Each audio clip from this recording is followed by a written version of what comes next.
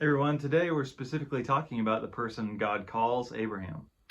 Abram left just as Yahweh told him, and Lot went with him. Now, Abram was 75 years old when he left Haran. Abram took his wife Sarai, his nephew Lot, and all their possessions and those who became members of their household in Haran, and they set out for the land of Canaan. When they arrived in Canaan, Abram traveled through the land as far as the sacred place at Shechem, at the oak of Moreh. The Canaanites lived in the land at that time.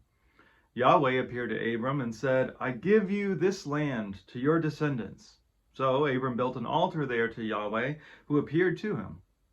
From there he traveled towards the mountains east of Bethel and pitched his tent with Bethel on the west and Ai on the east. There he built an altar to Yahweh and worshipped in Yahweh's name. Now Sarai was barren; she had no child. I think we all know that moving is the worst. You have to pack up all of your stuff. You have to sort through it all, figure out what you want to keep. You got to find a new house, set up new utilities, find new schools. There's just a lot of knowns when you go to a new place. That's why, we would love to never have to move again for the rest of our lives. So Abraham has to deal with all of that, so to speak. Plus, he doesn't even know the God who is sending him. This is why, as we've been going through Genesis, I've been using the divine name of Yahweh. Most English translations will just put the Lord there, but we need to remember that when it does that, it's saying Yahweh, and that is God's name. It's not just a title.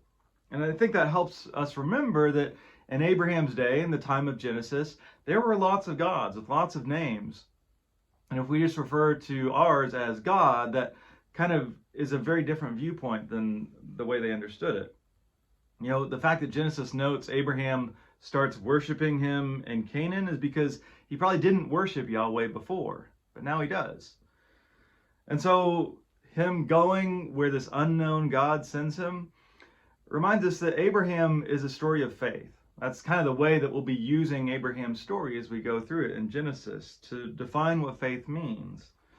Here, for one thing, like we just kind of said, it means believing without visible evidence. He doesn't know where he's going. He doesn't know this God, yet he trusts him enough to go. I like to imagine the conversation that he had with Sarah about why they had to pack up everything. But really, it's about faith being a journey as well. We have to always be moving. We have to be growing. If you're stagnant and stuck in one place, well, it's not going to be that great of a faith. Faith challenges our desire for security and to settle. And as God says here, you're going to the land that I will show you. We don't know where we're going to end up. We just trust the one who calls us.